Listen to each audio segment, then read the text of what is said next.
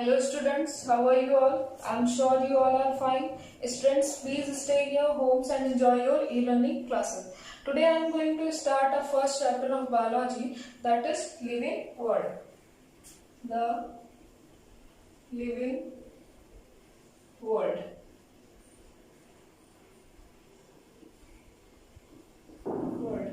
But before starting this chapter, we have to be understand about branch of biology. Branch of biology. First we understand about biology. देखिए biology का मतलब क्या होता है. यहाँ पे देखिए दो टर्म है, bio plus logy. Bio word derive from Greek word BIOS, BIOS, and logy word derive from logos, logos. BIOS means life and logos means study. Life study means the branch of science which deals the study of life. The branch of science which deals the study of life is called biology. इसमें क्या करते हैं हम biology में life के बारे में. Life means living organism के बारे में. जितने भी लिविंग ऑर्गेनिज्म है, हमारी बायोडाइवर्सिटी है, उसके बारे में क्या करेंगे, डिस्कस करेंगे. अब देखिए यहाँ पे बायोलॉजी को स्टडी किसने किया था. बायोलॉजी को स्टडी किया था एरिस्टोटल. एरिस्टोटल ने, इसलिए इनको फादर ऑफ बायोलॉजी भी कहा जाता है. नेक्स्ट इसके बाद आते हैं branch of biology.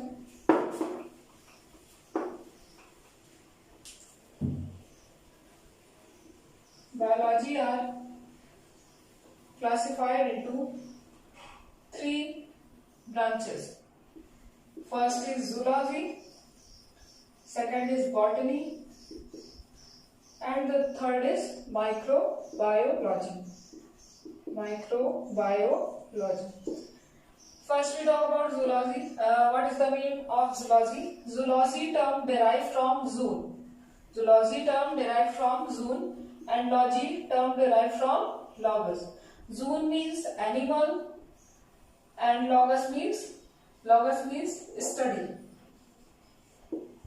Means animal study. The branch of biology which deals the study of animal is called zoology. Zoology में क्या करते हैं हम, एनिमल्स के बारे में स्टडी करेंगे. zoology एक ऐसी ब्रांच होती है जिसमें सिर्फ और सिर्फ एनिमल्स के बारे में स्टडी करेंगे.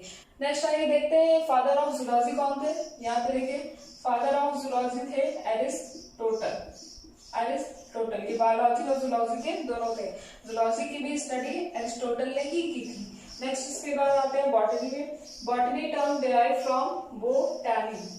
Botany which means plants, herbs, shrubs etcetera. तो जितने भी प्लांट्स की वैरायटी होती है, जितने भी प्लांट्स की डाइवर्सिटी होती है, उसकी स्टडी हम करेंगे किसमें, बॉटनी में. और बॉटनी को फर्स्ट स्टडी किया था किसने, Theophrastus.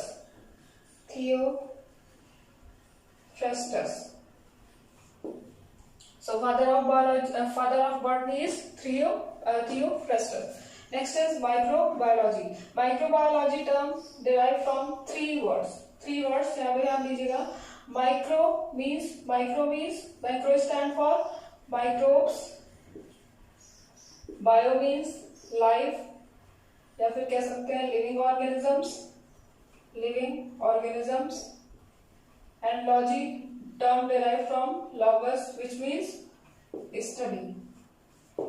Means study of what? Study of microorganism. Study of living microorganism is called microbiology.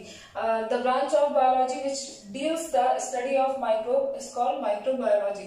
इसमें क्या करेंगे हम, जितने भी यूनिसेलुलर ऑर्गेनिजम्स होते हैं, माइक्रोब्स होते हैं, जो कि हम नेकेड आई से नहीं देख सकते, माइक्रोस्कोप से देख सकते हैं, उनकी स्टडी हम किस में करते हैं, माइक्रोबायोलॉजी में. अब देखिए यहाँ पे माइक्रोबायोलॉजी के जो फादर थे वो कौन थे. माइक्रोबायोलॉजी को बहुत सारे साइंटिस्ट ने क्या किया था, स्टडी किया था. एंटोनियो लीवेनह्यूप ने किया था और ल्यूइस पास्चर ने किया था. बट फर्स्ट किया था एंटोनियो लीवेनहॉक. इन्हें ही फादर ऑफ माइक्रोबायोलॉजी कहा गया है. Father of microbiology. तो आइए देख लेते हैं, एक बार फिर से रिकॉल कर लेते हैं। तो बायोलॉजी को 3 ब्रांचेस में डिवाइड किया गया है, जूलॉजी, बॉटनी एंड माइक्रोबायोलॉजी। यहाँ पे देखिए जूलॉजी में आप लोग एनिमल्स के बारे में सिर्फ और सिर्फ एनिमल के बारे में स्टडी करेंगे, बॉटनी में आप लोग प्लांट्स के बारे में स्टडी करेंगे, और माइक्रोबायोलॉजी में माइक्रोब्स के बारे में स्टडी करेंगे। आपके सिलेबस में आपके 11th चैप्टर में सिर्फ आपको जूलॉजी और बॉटनी के बारे में क्या करना है, स्टडी करना है। अब बात करेंगे हम लिविंग वर्ल्ड के बारे में, जो कि आपका चैप्टर है। इसमें देखिए लिविंग का मतलब क्या होता है, लिविंग का मतलब हो जाएगा क्या, लाइफ। तो जितनी भी बायोडायवर्सिटी है वर्ल्ड में, जितनी भी लिविंग बींग्स है, जितनी भी बायोडायवर्सिटी है, उसकी स्टडी करेंगे हम द लिविंग वर्ल्ड में। आइए सबसे पहले डिस्कस करते हैं कौन कौन से टॉपिक के बारे में डिस्कस करना है। इंट्रोडक्शन, इसमें सबसे पहले आप इंट्रोडक्शन देखेंगे, जिसमें कैरेक्टरिस्टिक ऑफ लिविंग बींग्स होगा। देन उसके बाद आता है आपका आइडेंटिफिकेशन, क्लासिफिकेशन,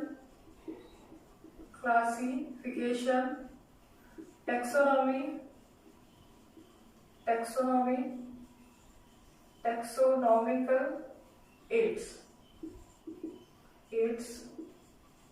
तो इनके बारे में, इन टॉपिक के बारे में इस चैप्टर में डिस्कस करेंगे।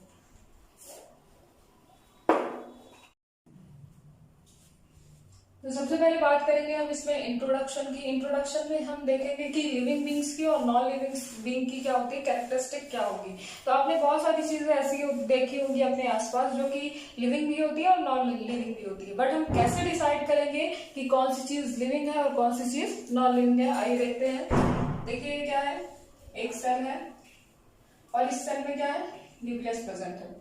अब ये क्या है, न्यूक्लियस के अंदर सेल के अंदर क्या होता है, एक डेंस साइटोप्लाज्म होता है, डेंस साइटोप्लाज्म होगा, और ये क्या है, सेल मेम्ब्रेन,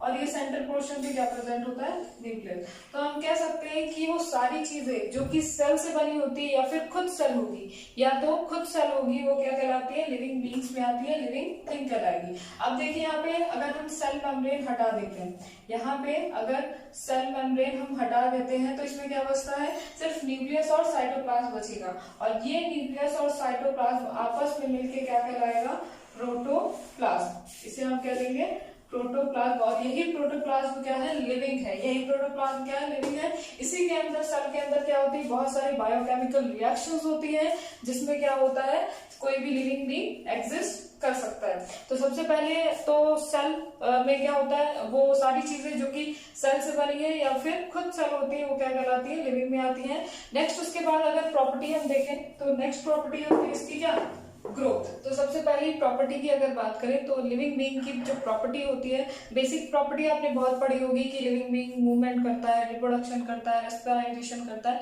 आइए थोड़ा सा एडवांस पढ़ते हैं। यहाँ पे जो लिविंग बीइंग की सबसे पहली प्रॉपर्टी होगी वो क्या होगी, ग्रोथ। कोई भी लिविंग ऑर्गेनिज्म, चाहे वो प्लांट हो चाहे एनिमल हो, क्या करेगा, ग्रोथ करेगा। ग्रोथ में क्या होगा, इसका जो सेल होता है, जिस सेल के बारे में अभी हमने बात की, सेल क्या होगा, साइज में इंक्रीज होगा, नंबर में इंक्रीज होगा, और क्या होता है, मास में इंक्रीज होगा। तो साइज में, नंबर में और मास में जो सेल इंक्रीज करेगा, उसके बॉडी के अंदर क्या होगी, ग्रोथ शो होगी। और ग्रोथ क्या होती है, एक लिमिटेड स्टेज पे होती है, सभी में ऐसा नहीं होता, अभी हम डिस्कस करेंगे इसके बारे में। एक लिमिटेड वे में होती है और एक इरिवर्सिबल प्रोसेस होती है। ये क्या है, एक इरिवर्सिबल प्रोसेस है, इरिवर्सिबल प्रोसेस होती है। आइए देखते हैं एक एग्जांपल के थ्रू। सपोज एक मैन है जिसकी हाइट क्या है, 5 फीट 2 इंच है, 5 फीट 2 इंच है। अब देखिए अगर आप कहें कि इसकी हाइट कल 4 फीट 2 इंच हो जाएगी, तो क्या ऐसा पॉसिबल है, तो क्या ऐसा पॉसिबल है, बिल्कुल नहीं। ये क्या होती है, ये जो हाइट होती है, ये जो इसकी ग्रोथ है, अगर इसकी हाइट क्या हो गई, एक बार 5 फीट 2 इंच हो गई, तो दोबारा 4 फीट 2 इंच नहीं हो सकती। ये क्या है, इरिवर्सिबल प्रोसेस को शो कर रहा है, और एक लिमिटेड एज तक ही क्या होता है, इनमें ग्रोथ शो होती है। तो क्या हम कह सकते हैं कि वो सारी चीजें जो कि ग्रोथ शो करती है, वो सारी चीजें क्या लिविंग है। आइए देखते हैं एक एग्जाम्पल से। सपोज ये क्या है, एक स्नो माउंटेन है, स्नो माउंटेन। अब देखिए जो स्नो माउंटेन है, इसकी जो हाइट है वो कितनी है, 1000 मीटर। बर्फ से बना हुआ पहाड़। अब देखिए यहाँ पे जैसे ही क्या होता है टेम्परेचर इंक्रीज होगा, जैसे ही टेम्परेचर क्या होगा इंक्रीज होगा, इसकी हाइट क्या हो जाती है डिक्रीज हो जाती है। मतलब यहाँ पे क्या हो जाएगा, ये 800 मीटर हो गया। तब हम ये नहीं कह सकते कि ये क्या है, एक इरिवर्सिबल प्रोसेस है। ये प्रोसेस क्या हुआ है, क्या हुई है, रिवर्स हो गई। ये रिवर्सिबल प्रोसेस है। और नॉन लिविंग थिंग में जो मटेरियल्स होते हैं उनके ही एक्यूमुलेशन से क्या होता है, उनकी ग्रोथ शो होती है, नंबर ऑफ मास में क्या होते हैं, ये इंक्रीज करते हैं। तो हम ये नहीं कह सकते कि जो लिविंग बींग्स होते हैं उनकी जो डिफाइनिंग प्रॉपर्टी है वो ग्रोथ होती है। आइए अब नेक्स्ट देखते हैं types of growth. Types of growth, कितने टाइप के ग्रोथ होते हैं, 2 टाइप के होते हैं। कौन कौन से, first is intrinsic growth and second is extrinsic. देखिए इनका मतलब आप जानते हैं क्या होता है, इनसाइड, और एक्स का मतलब क्या होता है, आउटसाइड। आउटसाइड जब बॉडी के अंदर, इनसाइड का मतलब अंदर होता है, जब बॉडी के अंदर क्या होता है, ग्रोथ शो होता है, सेल नंबर में, मास में, हाइट में क्या होंगे, इंक्रीज करेंगे, तब हम इसे क्या कहेंगे, इंट्रिंसिक ग्रोथ, जब बॉडी के अंदर होगा। और एक्सट्रिंसिक ग्रोथ का मतलब जब बॉडी के बाहर जब ग्रोथ होती है तो इसको क्या कहेंगे, एक्सट्रिंसिक ग्रोथ। एग्जाम्पल आपका ये है snow mountain, snow mountain. Clear.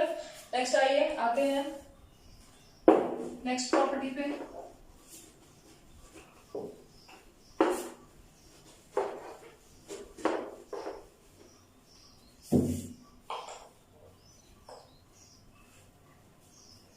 जो कि है आपका मेटाबॉलिज्म। मेटाबॉलिज्म, देखिए मेटाबॉलिज्म क्या होता है, मेटाबॉलिज्म का मतलब होता है हमारी बॉडी में जितनी भी केमिकल रिएक्शंस होती हैं उसको हम मेटाबॉलिज्म कहते हैं। ये जो मेटाबॉलिज्म है वो 2 टाइप का होता है। कौन कौन सा, first is anabolism and second is catabolism. Catabolism, anabolism और कैटाबॉलिज्म का मतलब क्या है, एनाबॉलिज्म जो होता है वो कंस्ट्रक्टिव प्रोसेस होता है, कंस्ट्रक्टिव प्रोसेस होगा, और जो कैटाबॉलिज्म होता है वो डिस्ट्रक्टिव प्रोसेस होता है, डिस्ट्रक्टिव। यहाँ पे देखिए जो एनाबॉलिज्म है इसमें क्या होगा, कोई भी चीज कंस्ट्रक्ट होगी, कंस्ट्रक्ट का मतलब कोई भी चीज क्या होगी, फॉर्म होगी बॉडी के अंदर। जैसे कि हम एग्जांपल ले सकते हैं, जैसे ग्लूकोज का फॉर्मेशन होना, ग्लूकोज का फॉर्मेशन होना तो CO2 plus H2O, CO2 plus H2O, ये जो सिंपल कंपाउंड होते हैं उससे क्या होता है, एक कॉम्प्लेक्स कंपाउंड का फॉर्मेशन होता है, C6H12O6 प्लस O2 का क्या होगा, यहाँ पे फॉर्मेशन होगा।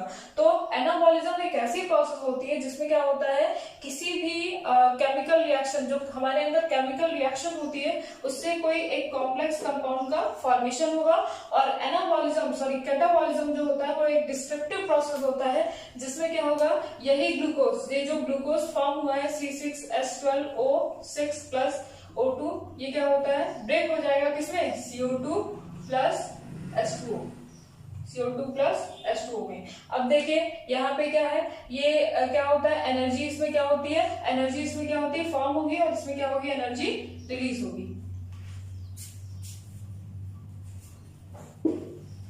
नेक्स्ट है आपका रिप्रोडक्शन। नेक्स्ट जो प्रॉपर्टी होती है किसी भी लिविंग बीइंग की वो क्या होती है, रिप्रोडक्शन।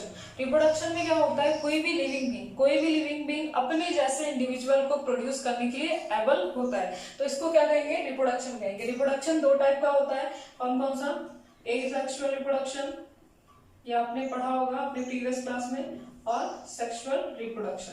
देखिए एसेक्सुअल का मतलब क्या होता है, ए का मतलब हो जाएगा एब्सेंट, एंड सेक्सुअल का मतलब होगा सेक्सेस। तो एब्सेंस ऑफ सेक्स, जिसमें क्या होती है, सेक्सेस इन्वॉल्व नहीं होती है, वो क्या कहलाता है, एसेक्सुअल रिप्रोडक्शन। इसमें क्या होता है, एक सिंगल पेरेंट ही क्या करता है, अपने जैसे इंडिविजुअल को प्रोड्यूस कर सकता है। आइए एक एग्जाम्पल लेते हैं अमीबा का।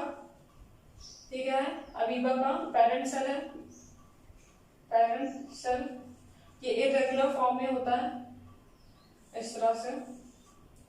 अब देखिए जब इसको फेवरेबल कंडीशंस मिलेगी तब ये क्या करेगा, अपने इंडिविजुअल को प्रोड्यूस करना शुरू करेगा। सबसे पहले क्या होता है, इसका न्यूक्लियस डिवाइड होता है, अंदर का जो न्यूक्लियस है वो क्या होगा, डिवाइड होगा। इस तरह से ब्रिज लाइक स्ट्रक्चर का फॉर्मेशन करते हैं। और जैसे ही क्या होती है, ये वॉल क्या हो जाती है, थिन हो जाती है, ये यहाँ से क्या हो जाती है, रप्चर हो जाएगी, ब्रेक हो जाएगी। और ब्रेक होने के बाद क्या होती है, दो इंडिविजुअल का फॉर्मेशन, दो अमीबा का फॉर्मेशन ये कर लेते हैं। और इसको क्या कहते हैं, डॉटर सेल, डॉटर सेल। अब यहाँ पे ध्यान दीजिएगा कि ये जो एक ही पेरेंट है, इस एक पेरेंट से क्या हुआ है, ये इंडिविजुअल की फॉर्मेशन हुई है। तो एक ही तरह का जीन है, इसमें एक ही तरह का जीन है। अब ये एक ही पेरेंट से क्या हो रहा है, जीन लेके आ रहा है। तो यहाँ पे क्या होगी, दोनों इंडिविजुअल में क्या होंगे, एक ही तरह के क्या होंगे, जीन पाए जाएंगे। और ये क्या होता है, अपने पेरेंट सेल के क्या होता है, आइडेंटिकल होता है। और जब पेरेंट सेल के आइडेंटिकल होता है तो इसको क्या कहेंगे, क्लोन। अब अगर सेक्सुअल रिप्रोडक्शन की बात करें तो सेक्सुअल रिप्रोडक्शन क्या है, जिसमें क्या होती है, सेक्सेस इन्वॉल्व होती है। ये इसमें क्या होता है, दो पेरेंट की इन्वॉल्वमेंट होती है। एक होता है मेल पेरेंट और दूसरा होता है फीमेल पेरेंट। अब मेल क्या होता है, अपने गैमेट को प्रोड्यूस करेगा और फीमेल अपने गैमेट को प्रोड्यूस करता है। यहाँ पे देखिए, यहाँ पे मेल है, ये अपने गैमेट को प्रोड्यूस करता है जिसकी प्लॉइडी क्या होगी, एन होगी। और फीमेल है, ये अपने गैमेट को प्रोड्यूस करेगी जिसकी प्लॉइडी क्या होगी, एन होगी। ये एन नंबर ऑफ जो सेल्स होते हैं ये आके फ्यूज होंगे और फ्यूज होने के बाद क्या होते हैं, बनाते हैं एक जाइगोट जिसकी प्लॉइडी क्या हो जाएगी, 2n। और इसको कहते हैं syngamy, syngamy, fusion between male and female gamete is called syngamy. तो ये क्या होता है, सेक्सुअल रिप्रोडक्शन में आता है। और यहाँ पे क्या है, देखिए जो जाइगोट का फॉर्मेशन हुआ है इसमें मेल और फीमेल दोनों के कैरेक्टरिस्टिक क्या होंगे, इन्वॉल्व होंगे। 50% जो होगा जीन मेल से आएगा और 50% क्या होगा, फीमेल से आएगा।